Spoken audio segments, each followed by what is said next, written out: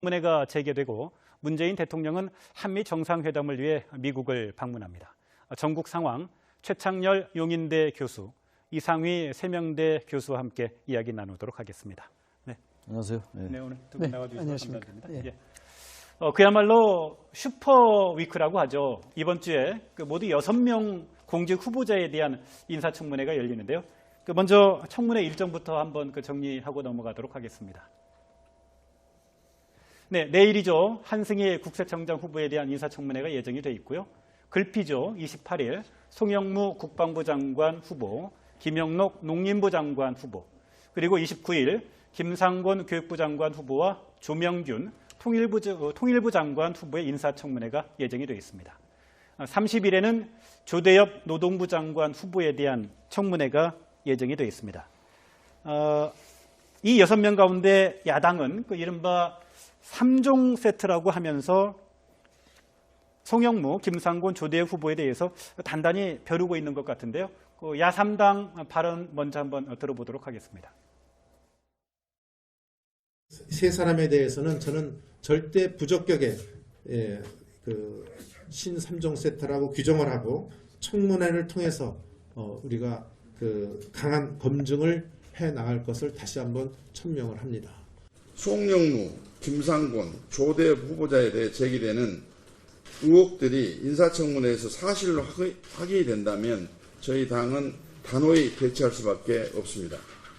한마디로 말씀드리면 국민의 인내심이나 우리 야당 의원들을 테스트하려고 하지 마시고 진작에 빨리 뜻을 접고 새 후보자를 찾는 게 좋을 것 같습니다. 네, 야권의 반응을 한번 저희들이 들어봤는데요. 네. 자유한국당은 송영무, 김상곤, 조대엽 후보에 대해서 자진 사퇴를 분명하게 요구를 하고 있는데요. 특히 송영무 국방부 장관 후보자의 논란이 굉장히 그렇죠. 좀 거세죠.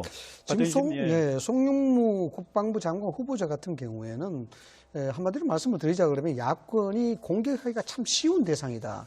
또 쉬운 어떤 요소들을 많이 가지고 있다. 이렇게 약점이 그만큼 많다는 그렇죠. 얘기죠. 약점이 많죠. 예. 야권 입장에서는 굉장히 손쉬운 공격 대상이 될 수밖에 없는 것이죠. 인사라는 것이 보편적으로 어느 정도 이해가 돼야 되는 부분들이 상당히 좀 성립이 돼야 되는 부분인데 지금 나오는 의혹들에 대한 부분들은 일반적인 상식으로 좀 문제가 있다고 생각하는 부분이 있거든요. 예. 결국 인사람 차원이 아무리 바빠도 코끼리를 바늘구멍에 밀어 넣을 수 없듯이 일종의 절차상의 정당성을 확실하게 가지고 있어야 되고 또 절차상의 정당성을 확보하려고 그러면은 그에 상응할 수 있는 그런 인선 기준들이 좀 마련이 돼야 되는 부분인데 예. 지금 송영무 후보자 같은 경우에는 국방 비리를 척결해야 되고 방산 비리를 척결해야 되고 그런 막중한 임무를 가지고 있음에도 불구하고 이와 관련된 여러 가지 의혹들이 계속 제기가 된단 말이죠. 물론 지금 현재는 의혹적 수준입니다만 이런 것들이 불거지게 되면은 결국은 청문회가 개최되고 난 다음에 정부 여당으로서 상당히 부담을 가질 수밖에 없는 사안이 아니겠느냐 이렇게 좀 판단이 됩니다. 따라서 좀 고액 자문료의 경우에요. ADD 국방과학연구원이죠. 국방과학연구원과 법무법인 로펌에서 자문료 명목으로 무려 12억 원을 그렇죠. 12억 원. 예, 한 달에 3천만 원 정도를 받았다고 그러는데 이 때문에 고액 수임료 때문에 낭만 사람들 굉장히 많이 있습니다.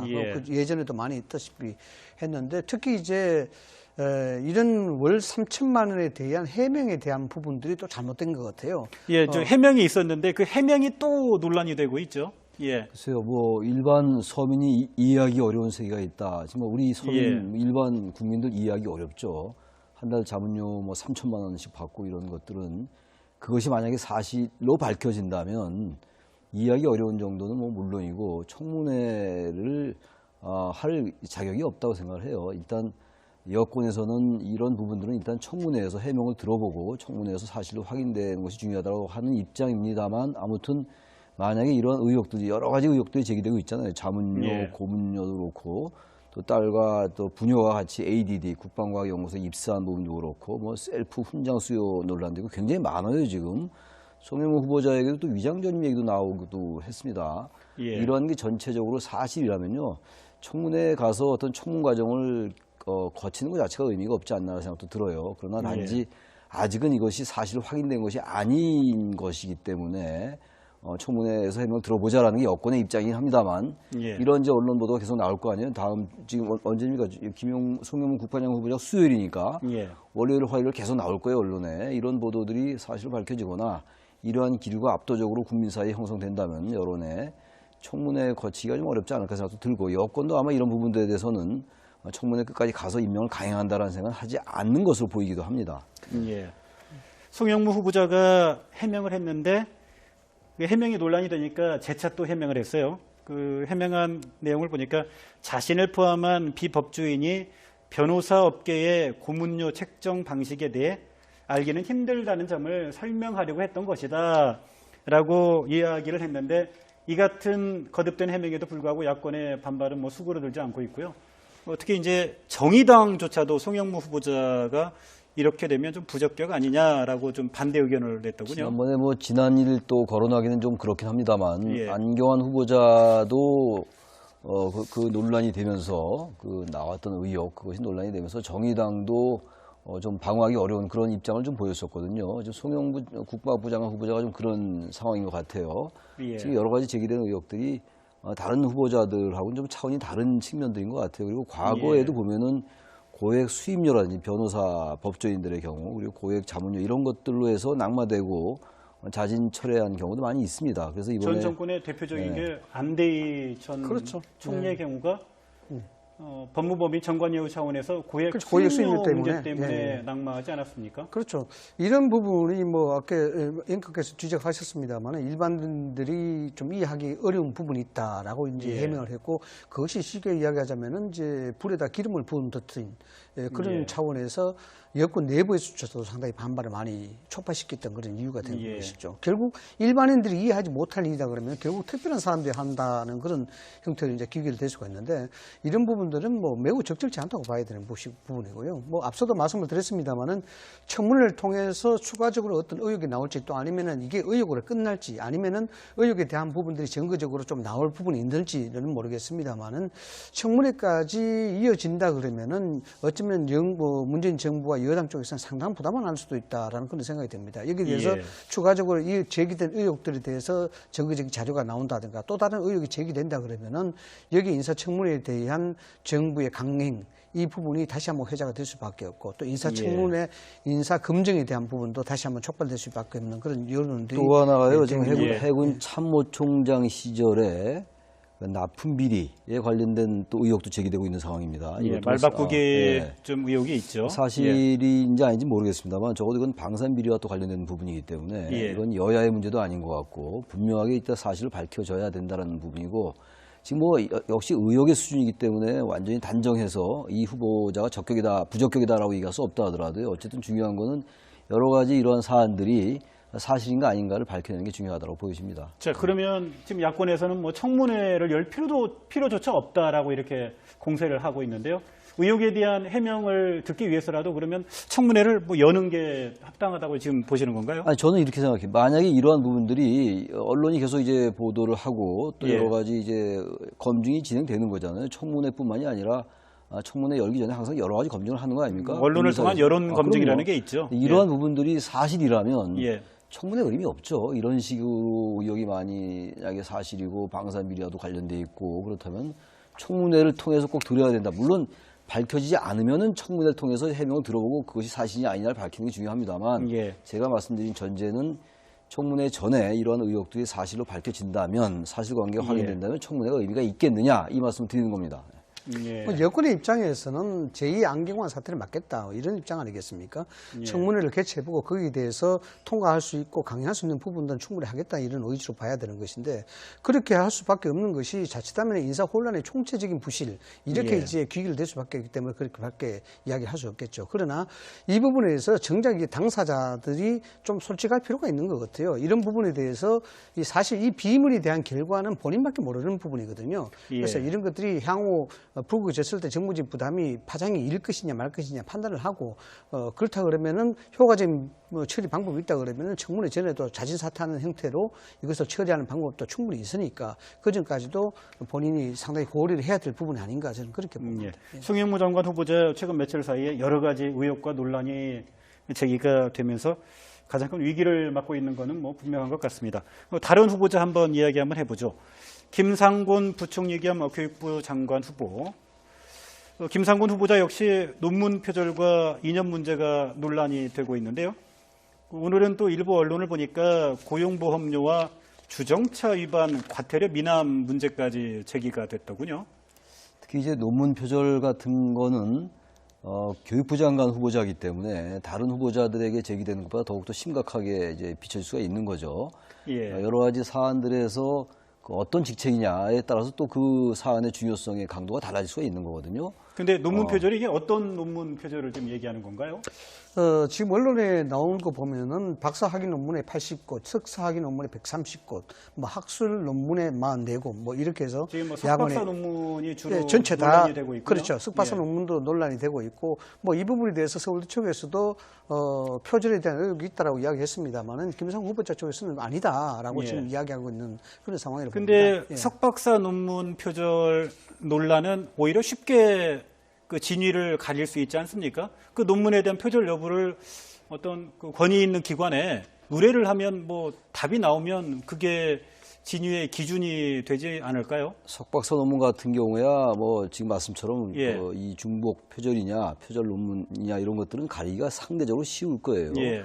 단지 이제 항상 나온 얘기입니다만 그 이제 2006년도인가 그 이후에 것이 아니냐가 중요하기 때문에 아마 그런 점에서 또 이제 다른 논란이 있을 수가 있는 건데 예. 역시 이 논문 표절 문제도 사실이냐 아니냐를 청문회에서 분명히 밝힐 필요가 있겠죠. 이 부분도. 예. 논문 표절이 만약 사실이라면 다른 것과 달리 다른 후보자들과 달리 교육부 장관 후보자이기 때문에 야당의 공세가 더 치열해질 수가 있다고 보여집니다.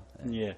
김상곤 후보자의 경우에 또 한 가지 이념 논란이 제기가 되고 있는데 그렇죠. 이게 예. 어떤 부분이 지금 논란이 되고 있는 겁니까? 2005년, 2007년, 2008년 해서 계속해서 이념적 성향이 문제가 된다. 그래서 사회부총리로서의 적정 여부가 문제가 되는 것이 아니냐 이렇게 지금 이야기를 하고 있습니다. 보면은 뭐 2005년도에도 광복 60주년 선언서의 그 대표로 낭독했는데 여기 이제 미군 철수, 미군이 없는 한반도를 적극적으로 준비를 해야 되겠다. 그다음에 국가보안법을 철폐해야 되겠다. 이런 어떤 선언문 낭독을 했고요. 2007년에도 자주적 통일을 위한 작전권 회수를 해야 된다. 그다음에 유엔 사령부를 해체를 해야 된다라는 부분도 이야기했었고, 2008년도에는 전태일 사랑하는 사이버 노동대학이라고 있습니다. 여기 이제 2대 총장으로 김상곤 후보자가 역임을 했었는데 여기에서 탈자본주의적 내지는 사회주의적 대안을 모색해야 된다. 이런 어떤 발언들을 했단 말이죠. 이런 것들이 실질적으로 좀 문제가 되는 것이 왜냐 그러면 그 사회부총리이고 교육부 장관이기 때문입니다. 뭐 아시다시피 사회부총리는 정부조직법 제19조에 따라서 국무총리의 위임 사무를 맡아서 이제 부총리를 두 사람 두게 했고 이 부분이 실질적으로 비경제 부분의 컨트롤 타워로 볼 수가 있습니다. 사회관계 장관회의를 개최하고 주재하는 그런 역할을 맡기 때문에 이 사회적인 전반을 아우르는 그런 위치에 있는 사람이 이념적으로 편향이 된다. 이런 부분들이 있다 그러면은 전체적인 우리 사회에 많은 문제가 되지 않겠느냐라는 것이 야당의 주장인 것입니다. 예. 야권에서 주장하는 이런 그 이념 논란에 대해서 어떻게 이 이념 부분은 뭐 여권의 입장을 제가 정확히 모르겠는데 예. 조금 이제 신중하게 접근할 필요는 있다고 생각을 합니다. 그 당시에 이런 것들 주장할 때 그 당시의 분위기, 사회 분위기하고 정치적인 분위기가 있고요. 또 하나는 지금 이렇게 소개되는 어떤 저술이나 언급 이런 것들이 요즘 유난히 많이 문제가 되고 있잖아요. 예. 이런 부분들이 어떤 맥락에서 그리고 어떠한 장소에서 어떻게 발언됐냐를 일단 볼 필요가 있어요. 이걸 딱 따로 떼어내가지고 우리가 흔히 거두절미한다고 그러는데 예. 주한미군 철수 주장한 게 아니냐라고 얘기한다면 그래서 이렇게 된다면 이게 그야말로 이제 이념적으로 이른바 색깔론으로 갈 수가 있어요. 근데 주한미군 철수냐 아니냐의 문제하고 국가보안법 폐지 여부는 노무현 정부 때 굉장히 치열하게 논쟁적인 부분들이었어요. 예. 지금은 뭐 주한미군 철수 얘기하는 사람 아무도 없고 그리고 국가보안법을 폐지해야 된다고 얘기하는 사람 지금 전혀 없습니다. 예. 그 당시와 지금이 한 10여 년 전 얘기인데 그때는 어쨌든 이념적으로 주한미군 문제나 국가보안법 폐지 여부 이런 부분들이 상당히 논쟁적이었고 예. 이념적으로 서로 각축을 벌이던 상황이었기 때문에 그 당시 상황 속에서 이러한 얘기들을 한 것을 가지고 이념적으로 편향돼 있으니까 문제가 있다라는 그 논란은 그런 것도 좀 과도한 면이 있다라는 거예요. 그래서 이 부분은 예.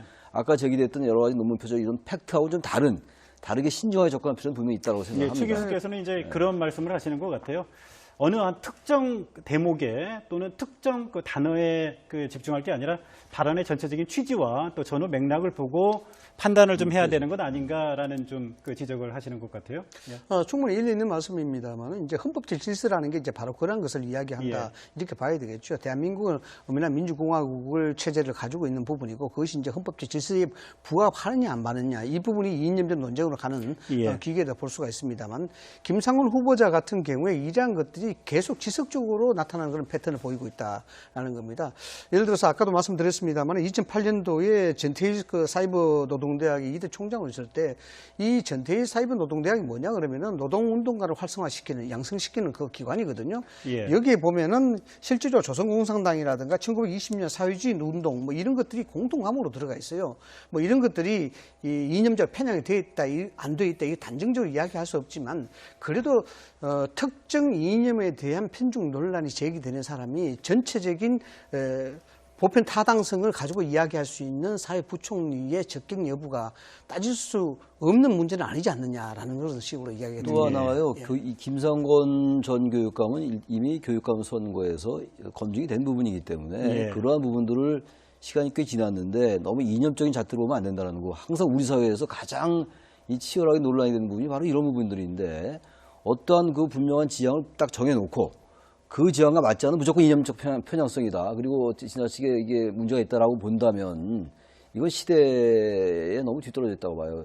일단 선거에도 당선됐던 분이고 그런 부분들을 인정해서 선출한 국민들은 뭐가 됩니까? 교육감 선거에. 그래서 이거는 항상 나온 얘기입니다만 어느 때도 그렇고 어느 후보에게도 어떤 발언 하나 가지고 이 사람이 너무 지나치게 이념적으로 편향되어 있다라고 본다면 다른 관점에서 그렇게 볼 수도 있는 부분이 있기 때문에 이건 좀 다른 문제다라고 보여집니다. 다른 제기된 의혹들과는 전혀 다른 차원의 문제다라고 이제 말씀을 드리고 싶습니다. 예.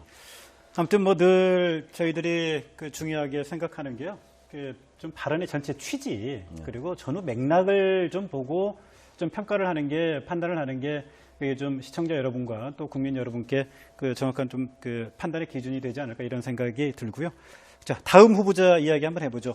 조대엽 고용노동부 장관 후보자 음주운전과 사회이사 활동 등에 대한 의혹이 제기가 됐었는데 이게 이제 또 거짓 해명 의혹이 제기가 되고 있더군요. 음주운전과 관련해서 이게 어떤 내용입니까? 네, 음주운전과 관련해서 이제 교수로 재직 당시에 농성하던 대학생들과 같이 함께 하자는 의미에서 같이 술을 마시고 그것이 이제 과하다 보니까 음주 단속에 단속됐다. 음주의 단속에 걸렸다라는 부분인데 이 부분들이 실제 이제 거짓 해명이라는 것이죠. 음주운전의 경위를 둘러싼 그렇죠. 거짓 해명 논쟁이죠. 논란인 이 부분은 거네요. 이제 본인의 이야기는 그렇습니다만 주위에 이제 학생들이라든가 이게 사실이 아니다라고 지금 이야기하기 때문에 이런 것이 오히려 장관 후보자까지 가는 사람이 어떤 신뢰성을 어떻게 담보할 수 있느냐라는 그런 문제가 이제 지금 새삼 그 해경으로 떠오르고 있는 그런 상황입니다. 사회이사 겸직 논란은 이게 또 뭡니까? 사회이사 단순히 겸직도 겸직입니다만 그 부분보다도 그 사회이사로 재직했던 그 회사의 경영에 참여를 했는데 그 회사가 임금을 체불했다라는 이런 얘기예요. 그러니까 제가 아까 같은 사안이라 하더라도 어떠한 장관 후보자냐, 어떠한 직책이냐에 따라서 다르게 평가될 수 있다라고 말씀드렸는데 이 지금 조대엽 후보자는 고용노동부 장관 후보자란 말이에요. 고용노동부 장관이라면 가장 중요한 게 임금 체불용은 뭐 아주 결정적인 사안이란 말이에요. 그런 면에서 지금 사회이사 때 임금 체불한 부분 이게 또 제기되고 있는 거라서 조대엽 후보자도 지금 전반적으로 이대로 계속 이제 특별한 해명으로 이것이 그야말로 해명되거나 소명되지 않는다면은 상당히 어려움에 처할 수 있다는 생각도 듭니다. 사회이사를 하면서 임금을 체불했다는 의혹과 관련해서는 조대엽 고용노동부 장관 후보자가 아직 뭐 구체적으로 정확하게 근거와 자료를 가지고 해명을 하고 있지는 않으니까요. 좀 해명이 좀 나오기를 좀 기다려볼 필요가 좀 있는 것 같습니다. 과정도 그렇고 이제 아직 뭐 며칠 남았으니까 언론을 통해서라도 분명히 자신이 그렇지 않다는 것을 입증할 자료가 있다면 분명히 얘기를 해야 되겠죠. 그래야지 청문회에 들어가서도 어느 정도의 자기 논리를 펼 수 있지 않을까 이렇게 생각합니다. 이번 주가 슈퍼위크 고위공직자 후보 6명에 대한 인사청문회가 예정이 되어 있기 때문에 언론에서 좀 관심을 끌기 위해서 슈퍼위크라고 이렇게 명명을 하고 있는데요. 만약에 안경환 법무부 장관 전 후보자에 이어서 두 번째 낙마자가 나올 경우에 청와대가 받을 타격이 적지 않을 것 같고요. 특히나 인사검증에 책임이 있는 조국 민정수석 아닌 게 아니라 지금도 뭐 야권으로부터 공격을 많이 당하고 있는데 상당한 타격이 예상이 되죠. 아마 제2의 안경환 사태 같은 부분이 발생이 된다 그러면은 7월 달에 예정된 국회에서 운영위 소집할 수 있는 명분이 되지 않겠느냐 이렇게 생각이 예. 됩니다. 국회 운영위가 야당으로부터 아주 집요하게 지금 개최 요구를 받고 있는데 예. 낙마 사태가 떨어진다 그러면은 조국 수석을 불러내야 운영위 개최가 명분을 얻게 되는 것이죠. 그렇게 되면은 예. 이 부분에 대해서 조국 수석의 출석 여부가 상당히 화제로 떠오를 수밖에 없는 상황인데 예. 결국 이제 청문회 그 자체가 인사 검증에 대해서 그것을 기본으로 하기 때문에 낙마라는 부분은 인사 검증이 잘못됐다는 것을 확인시켜 주는 부분이거든요. 그래서 거기에 대한 총체적인 책임을 지고 있는 조국 수석은 여기에 대해서 자유스러울 수가 없는 그런 입장이 되는 겁니다. 그래서 정치적인 타격은 충분히 예상할 수밖에 없는 그런 상황이 아니겠느냐. 저는 그렇게 예. 봅니다. 만약 송영무 장관 후보자의 경우 이제 가장 큰 문제가 되는 게 거액의 자문료 부분이 될 것 같은데요. 거액의 자문료를 받았던 사실, 민정수석실의 인사검증 과정에서 그게 좀 체크가 됐을까요? 안 됐을까요? 그래서 거액의 자문료를 그 정도 많이 받았다는 것을 알았다면은 상식적으로 볼 때 내정하기가 후보로 내정하기가 상당히 부담스러웠을 것 같아요. 예. 그것이 검증 과정에서 밝혀졌는지 인지됐는지 그 여부는 제가 정확히 알 수가 없죠. 예. 근데 분명한 것은 지금 우리 이상희 교수 얘기처럼 지금 후보자들에게 여러 흠결들이 제기가 되고 있어요. 뭐 이번뿐만이 아니에요. 역대 정권 예. 때도 다 그랬고 합니다만 너무 이렇게 지나치게 이제 흠결이 제기되면은 나중에 이제 장관이 된 다음에라도 예. 어떤 그 내각의 뭐 그런 도덕적 우월성이랄지 이런 것들에서 약간 흠이 있을 수가 있고 또 하나 문제는 안경환 후보자가 낙마했는데 이번 또 이른바 뭐 슈퍼위크의 몇 명이 어떠한 그 국민 여론이 형성될지 모르겠어요. 이 부분도 굉장히 정권으로서는 부담스러운 부분이고 또 하나 문제가 내각의 구성이 너무 늦어요. 지금 지난 박근혜 예. 정권 때 52일 만에 됐는데 이번에 예. 뭐 60일은 훨씬 넘을 예. 것 같아서 이런 것들도 부담스러운 부분도 있을 것 같기도 합니다. 이번에는 한미 정상회담 이야기 좀 예. 해보죠. 문재인 대통령 이번 주에 2박 3일 일정으로 미국을 방문하는데요. 북핵 문제와 사드 배치 또 한미 자유무역 협정 FTA가 주요 의제가 될 것으로 보이는데요. 가장 큰 이슈는 북핵 문제죠. 그렇죠. 문제는 이제 한미 간의 공조 동맹 관계를 어느 정도 확인할 것인가 하는 그런 점 아니겠습니까? 북핵 문제가 가장 큰 핵심으로 부상될 수밖에 없겠죠. 입장이 확연하게 지금 다르고 있거든요. 예.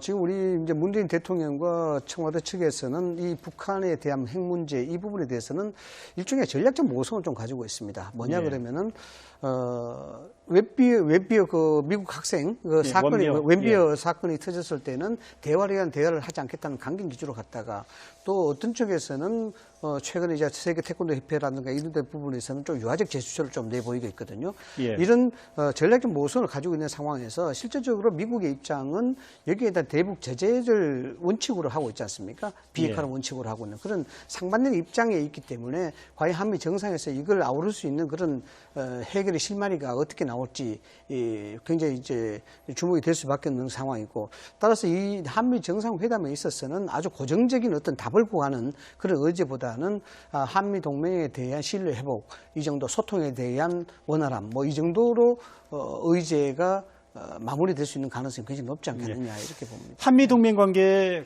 그 가장 큰 좀 뜨거운 감자라고 할 수 있는 문제가 사드 배치 문제 아닙니까? 사드 배치 일정을 둘러싼 한미 양 정부 사이에 약간의 이견이 있는 게 사실인 것도 같고요. 그 문제도 이번에 한미 정상회담 과정에서 좀 논의가 되겠죠. 글쎄요, 사드 배치 그 자체가 한미 예. 정상 간의 의제로 채택될지 모르겠어요. 아직 그 부분은 단정하기 어려울 것 같습니다. 예.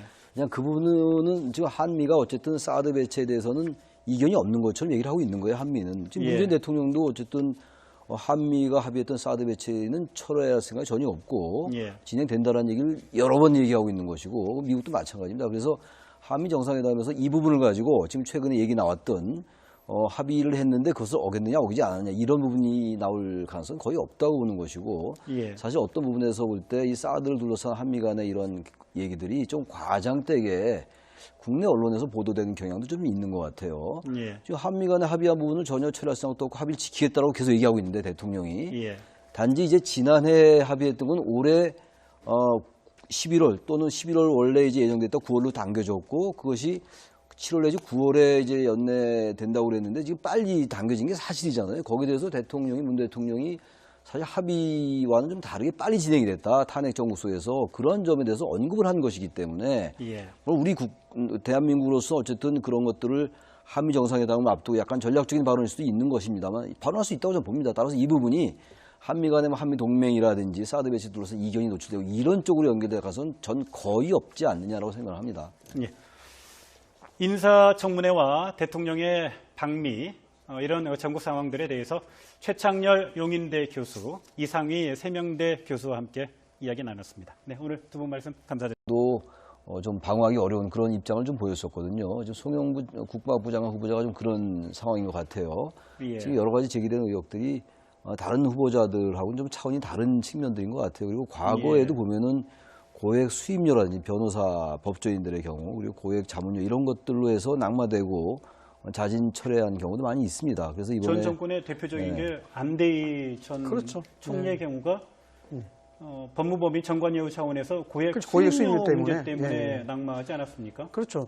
이런 부분이 뭐 아까 앵커께서 지적하셨습니다만 일반인들이 좀 이해하기 어려운 부분이 있다라고 이제 예. 해명을 했고 그것이 쉽게 이야기하자면은 이제 불에다 기름을 부은 듯한 그런 예. 차원에서 여권 내부에서도 상당히 반발을 많이 촉발시켰던 그런 이유가 된 예. 것이죠. 결국 일반인들이 이해하지 못할 일이다 그러면 결국 특별한 사람들이 한다는 그런 형태로 이제 귀결될 수가 있는데 이런 부분들은 뭐 매우 적절치 않다고 봐야 되는 부분이고요. 뭐 앞서도 말씀을 드렸습니다만은 청문회를 통해서 추가적으로 어떤 의혹이 나올지 또 아니면은 이게 의혹으로 끝날지 아니면은 의혹에 대한 부분들이 증거적으로 좀 나올 부분이 있는지는 모르겠습니다만은 청문회까지 이어진다 그러면은 어쩌면 문재인 정부와 여당 쪽에서는 상당한 부담을 할 수도 있다라는 그런 생각이 듭니다. 여기에 대해서 예. 추가적으로 이 제기된 의혹들에 대해서 증거적인 자료가 나온다든가 또 다른 의혹이 제기된다 그러면은 여기 인사청문회에 대한 정부의 강행 이 부분이 다시 한번 회자가 될 수밖에 없고 또 인사청문회 인사검증에 대한 부분도 다시 한번 촉발될 수밖에 없는 그런 여론들이 또 하나가요. 지금 예. 해군 참모총장 시절에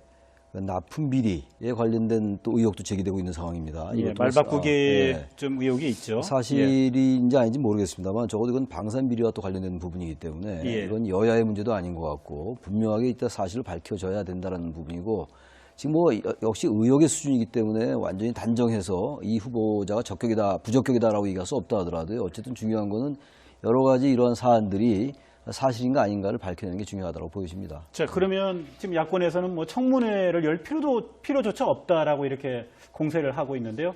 의혹에 대한 해명을 듣기 위해서라도 그러면 청문회를 뭐 여는 게 합당하다고 지금 보시는 건가요? 아니, 저는 이렇게 생각해요. 만약에 이러한 부분들이 언론이 계속 이제 보도를 하고 또 예. 여러 가지 이제 검증이 진행되는 거잖아요. 청문회뿐만이 아니라 청문회 열기 전에 항상 여러 가지 검증을 하는 거 아닙니까? 언론을 통한 여론 검증이라는 그럼요. 게 있죠. 이러한 부분들이 사실이라면 예. 청문회 의미 없죠. 이런 식으로 의혹이 만약에 사실이고 방산 비리와도 관련돼 있고 그렇다면 청문회를 통해서 꼭 들어야 된다. 물론 밝혀지지 않으면은 청문회를 통해서 해명을 들어보고 그것이 사실이 아니냐를 밝히는 게 중요합니다만 예. 제가 말씀드린 전제는 청문회 전에 이러한 의혹들이 사실로 밝혀진다면 사실관계가 확인된다면 청문회가 의미가 있겠느냐 이 말씀을 드리는 겁니다. 예. 여권의 입장에서는 제2 안경환 사태를 막겠다 이런 입장 아니겠습니까? 예. 청문회를 개최해보고 거기에 대해서 통과할 수 있고 강행할 수 있는 부분들은 충분히 하겠다 이런 의지로 봐야 되는 것인데 그렇게 할 수밖에 없는 것이 자칫하면 인사 혼란의 총체적인 부실 이렇게 예. 이제 귀결될 수밖에 없기 때문에 그렇게밖에 이야기할 수 없겠죠. 그러나 이 부분에 대해서 정작 이 당사자들이 좀 솔직할 필요가 있는 것 같아요. 이런 부분에 대해서 사실 이 비밀에 대한 결과는 본인밖에 모르는 부분이거든요. 예. 그래서 이런 것들이 향후 불구졌을 때 정부적 부담이 파장이 일 것이냐 말 것이냐 판단을 하고 그렇다 그러면은 효과적인 처리 방법이 있다 그러면은 청문회 전에도 자진 사퇴하는 형태로 이것을 처리하는 방법도 충분히 있으니까 그 전까지도 본인이 상당히 고려를 해야 될 부분이 아닌가 저는 그렇게 봅니다. 예. 송영무 장관 후보자 최근 며칠 사이에 여러 가지 의혹과 논란이 제기가 되면서 가장 큰 위기를 맞고 있는 것은 뭐 분명한 것 같습니다. 다른 후보자 한번 이야기 한번 해보죠. 김상곤 부총리 겸 교육부 장관 후보. 김상곤 후보자 역시 논문 표절과 한 달 자문료 뭐 3천만 원씩 받고 이런 것들은 그것이 만약에 사실로 밝혀진다면 이해하기 어려운 정도는 뭐 물론이고 청문회를 할 자격이 없다고 생각을 해요. 일단 여권에서는 이런 부분들은 일단 청문회에서 해명을 들어보고 청문회에서 사실로 확인되는 것이 중요하다고 하는 입장입니다만 아무튼 만약에 이런 의혹들이 여러 가지 의혹들이 제기되고 있잖아요. 자문료, 예. 고문료도 그렇고 또 딸과 또 부녀와 같이 ADD 국방과학연구소에 입사한 부분도 그렇고 뭐 셀프 훈장 수요 논란도 있고 굉장히 많아요 지금. 송영무 후보자에게도 또 위장전입 얘기도 나오기도 했습니다. 예. 이러한 게 전체적으로 사실이라면요. 청문회에 가서 어떤 청문 과정을 거치는 것 자체가 의미가 없지 않나 생각도 들어요. 그러나 단지 아직은 이것이 사실 확인된 것이 아닌 것이기 때문에 청문회에서 해명을 들어보자라는 게 여권의 입장이긴 합니다만 예. 이런 이제 언론 보도가 계속 나올 거 아니에요. 다음 지금 언제입니까? 송영무 국방장 후보자 수요일이니까 예. 월요일, 화요일 계속 나올 거예요 언론에. 이런 보도들이 사실 밝혀지거나 이러한 기류가 압도적으로 국민 사이에 형성된다면 여론에 청문회 거치기가 좀 어렵지 않을까 생각도 들고 여권도 아마 이런 부분들에 대해서는 청문회 끝까지 가서 임명을 강행한다라는 생각은 하지 않는 것으로 보이기도 합니다. 예. 송영무 후보자가 해명을 했는데 그 해명이 논란이 되니까 재차 또 해명을 했어요. 그 해명한 내용을 보니까 자신을 포함한 비법조인이 변호사 업계의 고문료 책정 방식에 대해 알기는 힘들다는 점을 설명하려고 했던 것이다 라고 이야기를 했는데 이 같은 거듭된 해명에도 불구하고 야권의 반발은 뭐 수그러들지 않고 있고요. 특히 이제 정의당조차도 송영무 후보자가 이렇게 되면 좀 부적격 아니냐라고 좀 반대 의견을 냈더군요. 지난번에 뭐 지난 일 또 거론하기는 좀 그렇긴 합니다만 예. 안경환 후보자도 그 논란이 되면서 그 나왔던 의혹 그것이 논란이 되면서 정의당 송영무, 김상곤, 조대엽 후보에 대해서 자진 사퇴를 분명하게 요구를 하고 있는데요. 특히 송영무 국방부 장관 후보자의 그 논란이 굉장히 좀 그 거세죠. 지금 예. 송영무 국방부 장관 후보자 같은 경우에는 한마디로 말씀을 드리자 그러면 야권이 공격하기가 참 쉬운 대상이다. 또 쉬운 어떤 요소들을 많이 가지고 있다. 이렇게 약점이 그만큼 많다는 그렇죠. 얘기죠. 약점이 많죠. 예. 야권 입장에서는 굉장히 손쉬운 공격 대상이 될 수밖에 없는 것이죠. 인사라는 것이 뭐 보편적으로 어느 정도 이해가 돼야 되는 부분들이 상당히 좀 성립이 돼야 되는 부분인데 지금 나오는 의혹들에 대한 부분들은 일반적인 상식으로 좀 문제가 있다고 생각하는 부분이 있거든요. 예. 결국 그 인사라는 차원이 아무리 바빠도 코끼리를 바늘구멍에 밀어 넣을 수 없듯이 일종의 그 절차상의 정당성을 확실하게 가지고 있어야 되고 또 절차상의 정당성을 확보하려고 그러면은 그에 상응할 수 있는 그런 인성 기준들이 좀 마련이 돼야 되는 부분인데 예. 지금 송영무 후보자 같은 경우에는 국방 비리를 척결해야 되고 방산 비리를 척결해야 되고 그런 막중한 임무를 가지고 있음에도 불구하고 이와 관련된 여러 가지 의혹들이 계속 제기가 된단 말이죠. 물론 지금 현재는 의혹적 수준입니다만 이런 것들이 불거지게 되면은 결국은 청문회가 개최되고 난 다음에 정부 여당으로서 상당히 부담을 가질 수밖에 없는 사안이 아니겠느냐 이렇게 좀 판단이 됩니다. 따라서 좀 고액 예. 자문료의 경우에요. ADD 국방과학연구원이죠.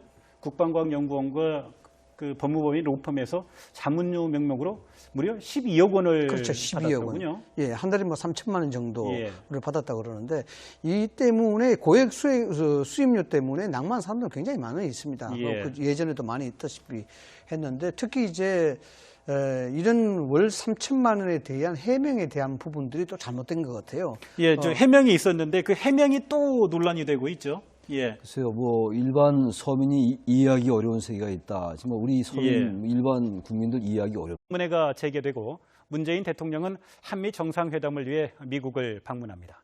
전국 상황 최창렬 용인대 교수, 이상휘 세명대 교수와 함께 이야기 나누도록 하겠습니다. 네, 안녕하세요. 네. 네 오늘 두 분 나와주셔서 안녕하십니까. 감사드립니다. 예. 그야말로 슈퍼 위크라고 하죠. 이번 주에 그 모두 6명 공직 후보자에 대한 인사청문회가 열리는데요. 먼저 청문회 일정부터 한번 정리하고 넘어가도록 하겠습니다. 네, 내일이죠. 한승희 국세청장 후보에 대한 인사청문회가 예정이 돼 있고요. 글피죠. 28일 송영무 국방부 장관 후보, 김영록 농림부 장관 후보, 그리고 29일 김상곤 교육부 장관 후보와 조명균 통일부 장관 후보의 인사청문회가 예정이 되어 있습니다.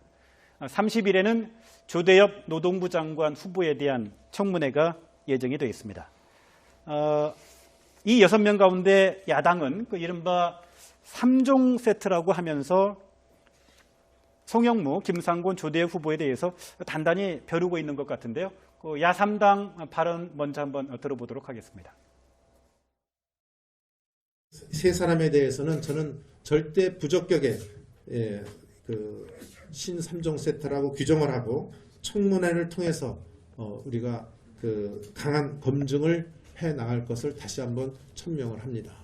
송영무, 김상곤, 조대 후보자에 대해 제기되는 의혹들이 인사청문회에서 사실로 확인된다면 저희 당은 단호히 대처할 수밖에 없습니다. 예, 한마디로 말씀드리면 국민의 인내심이나 우리 야당 의원들을 테스트하려고 하지 마시고 진작에 빨리 뜻을 접고 새 후보자를 찾는 게 좋을 것 같습니다. 네, 그 야권의 반응을 한번 저희들이 들어봤는데요. 네. 자유한국당은